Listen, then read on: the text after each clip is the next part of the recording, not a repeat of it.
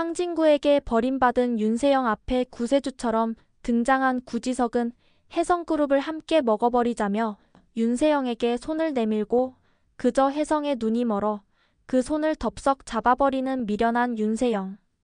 오늘은 그 끝을 향해 달려가는 윤세영이 구지석에게 이용당하고 비참한 최후를 향해 폭주기관차처럼 달려가는 이야기를 해드리려고 합니다. 황진구에게 죽어버리겠다는 문자를 남긴 윤세영을 찾아 황진구와 구하나가 그녀의 신혼집으로 달려갔을 때 그곳엔 조용한 정적만이 감돌고 있었습니다. 문을 열자마자 윤세영은 바닥에 쓰러진 채 의식을 잃은 모습으로 누워 있었죠. 그녀의 옆에는 약병이 어지럽게 흩어져 있었고 약들이 바닥에 쏟아져 있었어요. 놀란 황진구는 곧장 그녀를 안아들고 응급실로 향했고 윤세영이 치료를 받으러 들어간 사이 그는 대기 의자에 앉아 조용히 고개를 떨군 채 생각에 잠겼습니다. 잠시 후 의사가 다가와 윤세영의 상태에 대해 설명합니다. 위독한 상태는 아닙니다. 위세척을 마쳤고 다행히 생명에는 지장이 없으니 곧 깨어날 겁니다. 이어 간호사가 다가와 회복 상태가 양호해서 깨어나면 퇴원이 가능하다고 말하죠. 그러나 그 말을 들은 황진구는 여전히 무표정한 얼굴로 앉아 있었고 이 상황 자체가 점점 감당할 수 없는 덩어리처럼 버겁게 느껴졌습니다. 그때 윤세영이 천천히 눈을 뜨고 창백한 얼굴 흐릿한 시선으로 황진구를 찾았습니다. 진구씨, 여기가 어디야? 힘겹게 물었어요. 황진구는 조용히 그녀를 내려다볼 뿐 아무 대답도 하지 않았습니다. 윤세영은 나 진짜 죽으려고 했다고 말하며 내가 이렇게라도 안 하면 진구씨가 나를 봐주지 않을 것 같았어. 결국 나를 살리는 사람은 진구씨뿐이야. 윤세영은 흐느끼며 고백합니다. 하지만 황진구는 조용히 말하죠. 세영아, 이건 사랑이 아니야. 너는 혜성을 갖고 싶은 거고 네가 무너지는 게 무서운 거야. 하지만 윤세영은 눈을 떼지 않으며 말했습니다. 아니야. 나는 진구씨도 혜성도 둘 다 너무 소중해. 황진구는 말없이 고개를 돌리고 병실 밖으로 향했죠. 문을 열며 마지막으로 조용히 말을 남겼습니다. 우린 끝났어, 세영아. 황진구는 병실을 나와 복도를 걷고 있었고 그때 간호스테이션에서 들려오는 수군거림이 그의 발걸음을 멈추게 했습니다. 윤세영 씨 수면제 음독인 줄 알았는데 수면제가 아니고 영양제였대. 위세척할 때 다들 얼마나 황당했는지 몰라. 환자가 일부러 음독 자살인 것처럼 그렇게 꾸민 거라던데? 간호사들의 웃음 섞인 목소리가 이어졌고 황진구는 천천히 고개를 떨구었죠. 마치 등을 찌르는 듯한 굴욕감과 함께 마음 한켠에서 짓눌리던 감정이 털썩 무너져 내립니다. 그리곤 윤세영이 했던 말들이 머릿속을 맴돌았어요. 나 진짜 죽으려고 했어. 진구씨가 날 봐주지 않을 것 같아서.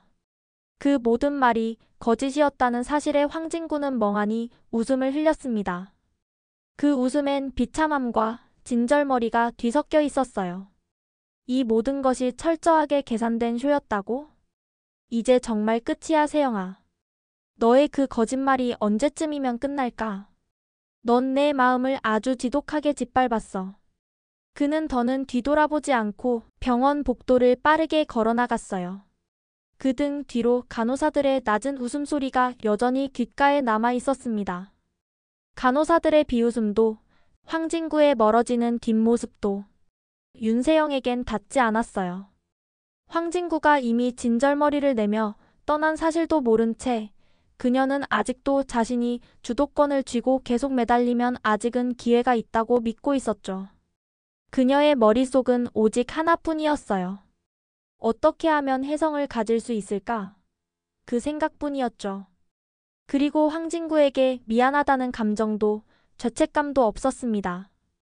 역시 내가 죽는 연기까지 해도 흔들리지 않는다고 황진구.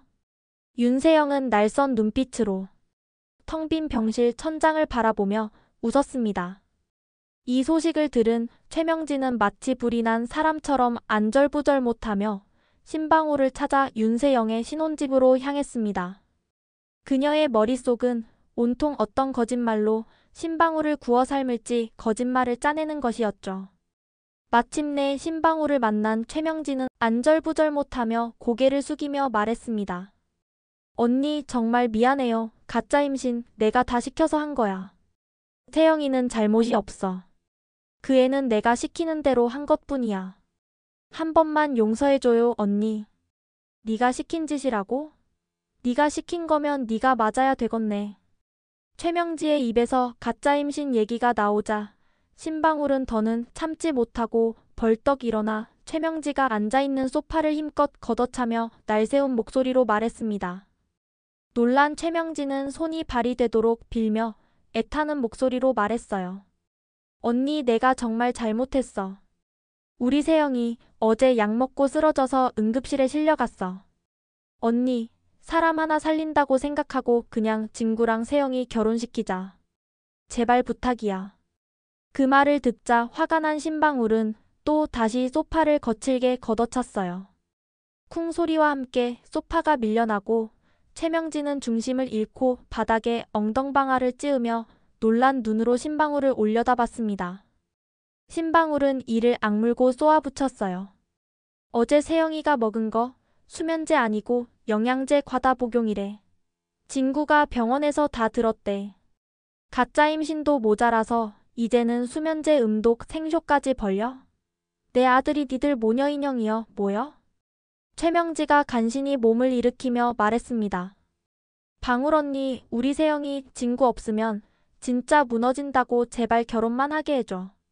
신방울은 얼굴을 붉히며 길길이 소리쳤죠. 그 입안 닫아? 진심이면 왜 매번 거짓말이여. 없는 아이 만들어내고 이제는 하다하다 약 먹은 척 생쇼까지?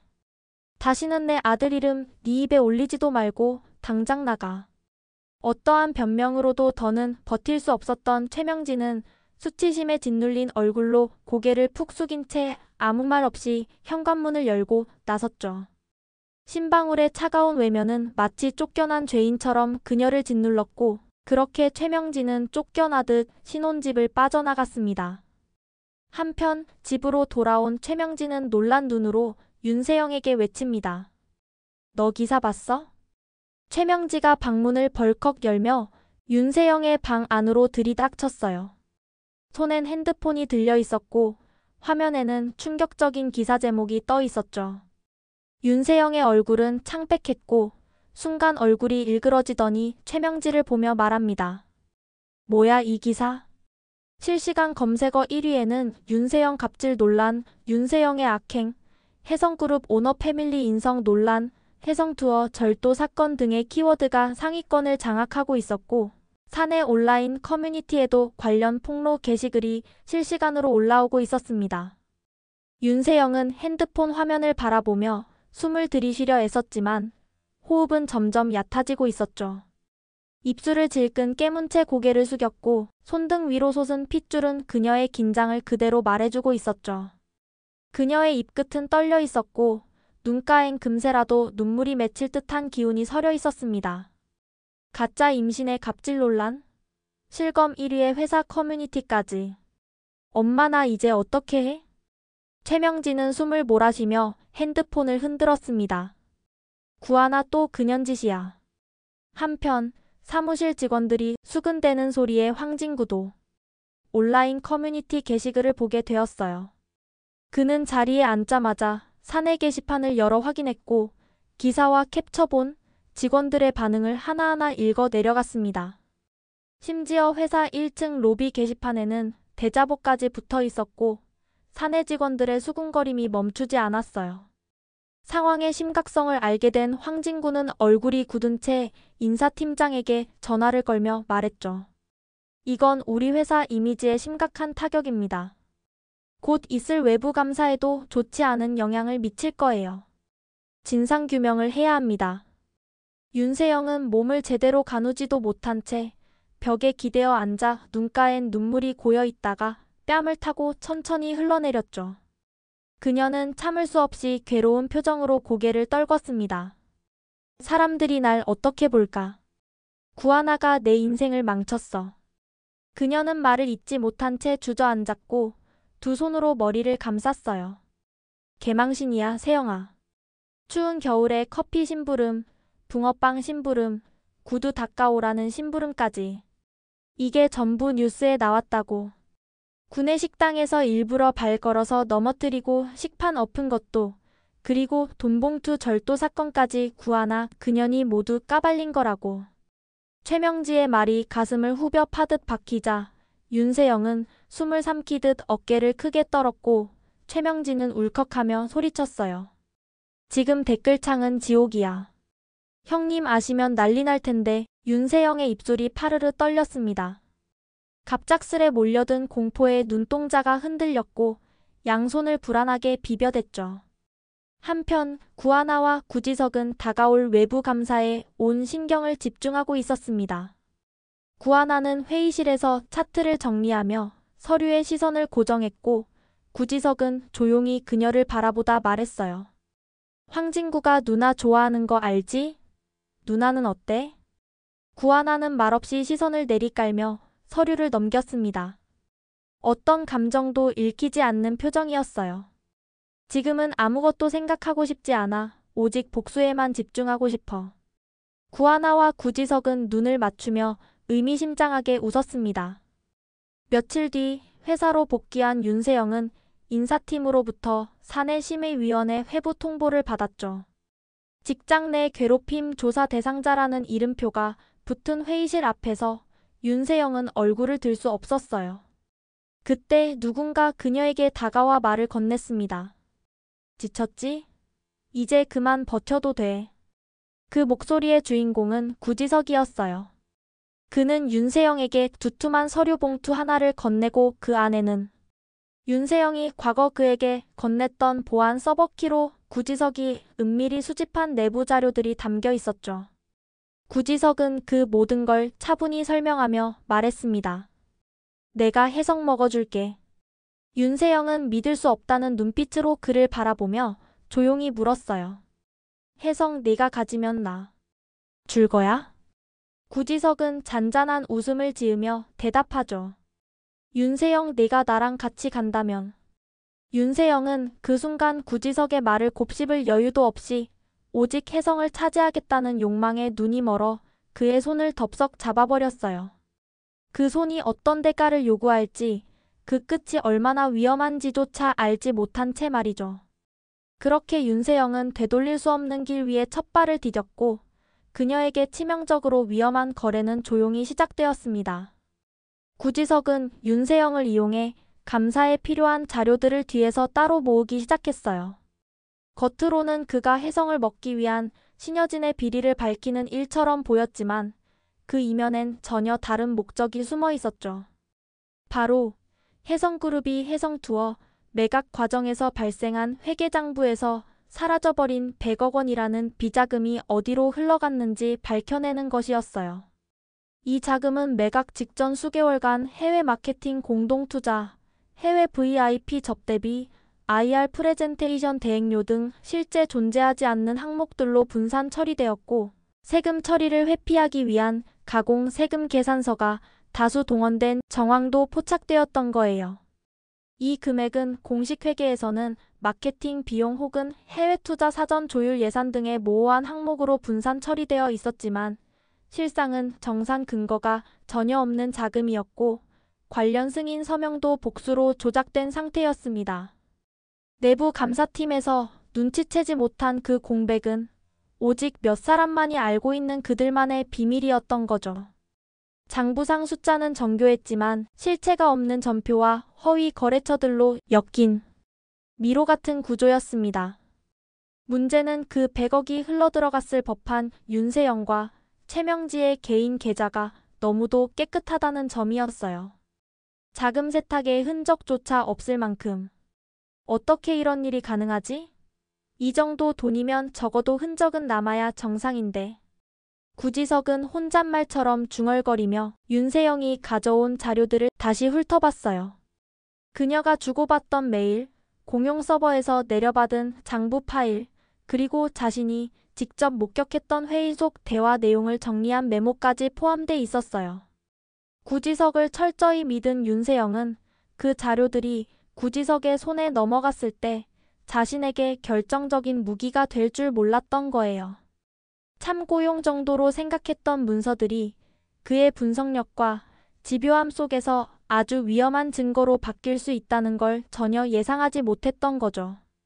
단순한 문서들이라 생각하고 넘긴 것이었지만 구지석의 손에 들어온 순간 그 퍼즐은 전혀 다르게 해석되었어요. 그 안에는 자금이 어떻게 조작되었고 어떤 항목으로 위장되었으며 어떻게 세탁되었는지 그 과정이 고스란히 담겨 있었던 거죠. 겉보기에 평범했던 그 파일들은 구하나와 구지석이 기존 장부와 대조해 하나씩 해석해내며 실제 돈의 흐름과 일치하는 순간 폭발적인 증거로 바뀌었습니다. 그녀는 몰랐어요. 믿고 있던 구지석에게 넘긴 이 자료들이 곧 자신을 무너뜨릴 칼날이 되어 되돌아와 그녀를 향해 겨눠질 수도 있다는 것을. 바로 그 순간 그는 퍼즐 하나를 맞춘 듯 미소를 지었죠. 차명 계좌야.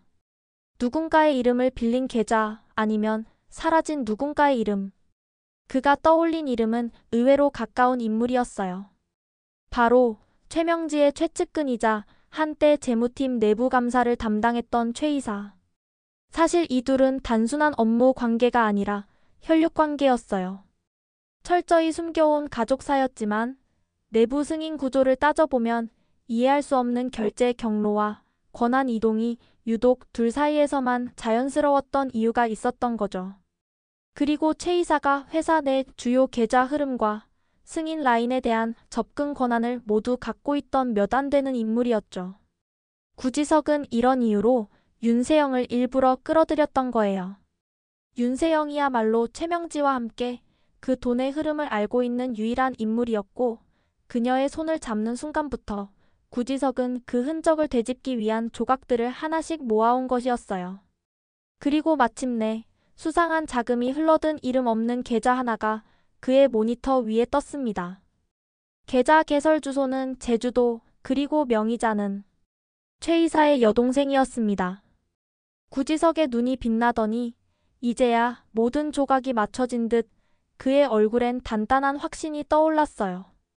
흐릿했던 연결고리들이 명확하게 이어졌고 퍼즐은 완벽하게 맞춰졌죠.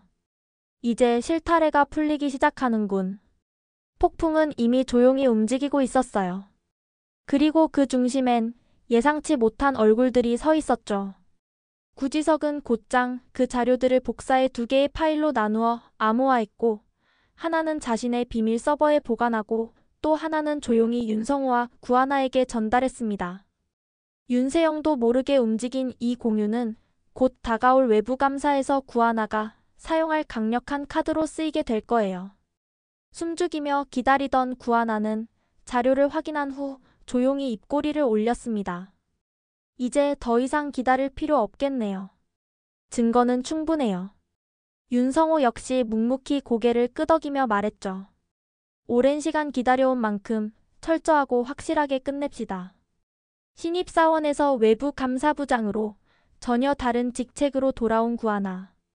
그녀가 감사실 문을 열고 나타나는 순간 신여진, 황진구, 윤세영의 얼굴에는 어떤 감정이 스칠까요? 당황, 충격 아니면 두려움. 누구도 예상치 못했던 이 복귀는 곧 모든 판이 다시 쓰여질 것으로 예상되어집니다. 구하나와 구지석, 그들이 쥔 마지막 카드가 드디어 공개될 차례입니다.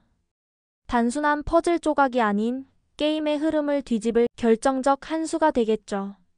이제 진짜 반격이 시작됩니다.